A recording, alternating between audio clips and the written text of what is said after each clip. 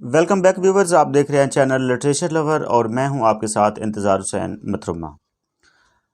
आज के लेक्चर के अंदर हम डिस्कस करेंगे कि जब हमने डायरेक्ट स्पीच को इनडायरेक्ट में चेंज करना होता है तो वहां पे वर्ब या टेंस की चेंज कैसे होती है, यानी कौन सा टेंस किस टेंस में चेंज होता है। ये पूरी डिटेल हम आज की वीडियो में डिस्कस करते हैं।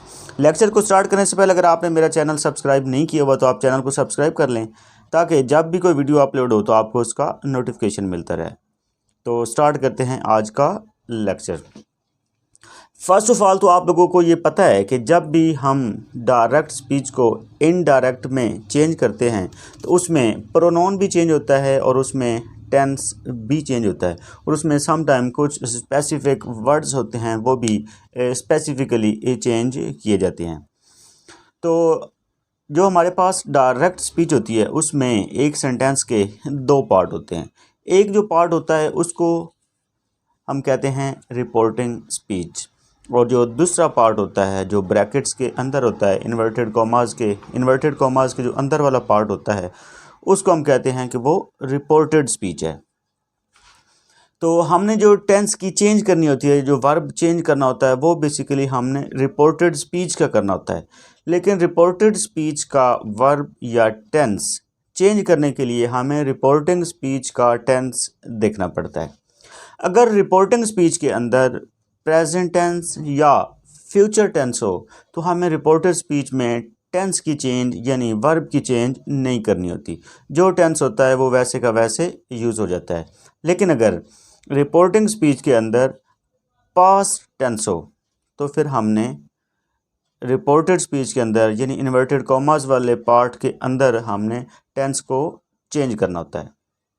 तो कौन सा टेंस किस टेंस में चेंज होता है, ये इंपॉर्टेंट क्वेश्चन है।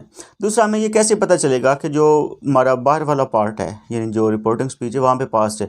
अगर वहाँ पे सेकंड फॉर्म लगी हो, जैसे सेड का वर्ड यूज़ किया गया हो, आस्क्ड किया गया हो, नरेटेड किया गया हो, इस टाइप का अगर वर्ड यूज़ किया गया हो तो वो डेफिनेटली पास्ट टेंस की तरफ इशारा है, पास्ट टेंस की तरफ इंडिकेशन है। तो ये बात याद रखनी है कि अगर हमारे पास रिपोर्टेड स्पीच में प्रेजेंट इंडेफिनिट टेंस हो तो प्रेजेंट इंडेफिनिट टेंस को पास्ट इंडेफिनिट टेंस में चेंज कर दिया जाता है और अगर प्रेजेंट कंटिन्यूस टेंस हो तो उसको पास्ट कंटिन्यूस टेंस में चेंज कर देते हैं और अगर प्रेजेंट परफेक्ट टेंस हो तो प्रेजेंट परफेक्ट टेंस को पास्ट परफेक्ट टेंस में चेंज करते हैं और प्रेजेंट परफेक्ट कंटिन्यूस टेंस को पास्ट परफेक्ट कंटिन्यूस टेंस में चेंज किया जाता है। ये तो हमारे पास हो गए चार टेंसेज यानी प्रेजेंट टेंसेज। उसके बाद जो हमारे पास पास्ट इंडेफिनिट टेंस अगर हो तो पास्ट इंडेफिनिट टेंस को पास्ट परफेक्ट में तब्दील कर दिया जाता है, चेंज कर दिया जाता है।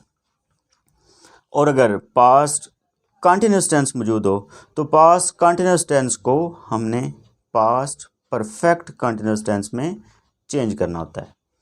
और अगर हमारे पास पास्ट परफेक्ट टेंस हो तो पास्ट परफेक्ट टेंस को हमने पास्ट परफेक्ट कंटिन्यूस टेंस में चेंज करना होता है।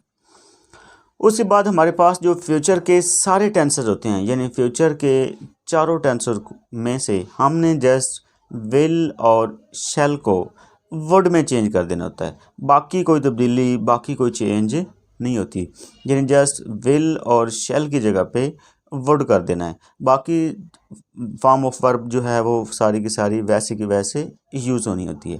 तो ये तो थी हमारे पास आज का मुख्तसर सा लेक्चर जिसमें हमने डिस्कस किया है कि डायरेक्ट स्पीच को इनडायरेक्ट स्पीच में चेंज करते हुए कौन सा टेंस किस टेंस में चेंज होता है। उम्मीद है आपको ये बहुत ज़्यादा हेल्पफुल साबित हुई होगी।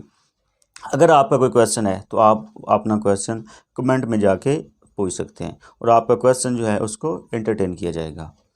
तो ये आज का मुख्तसर सा लेक्चर था। तो मिलते हैं अगले लेक्चर में, तब तक के लिए अपना ख्याल रखिएगा। अल्लाह हाफ़िज़।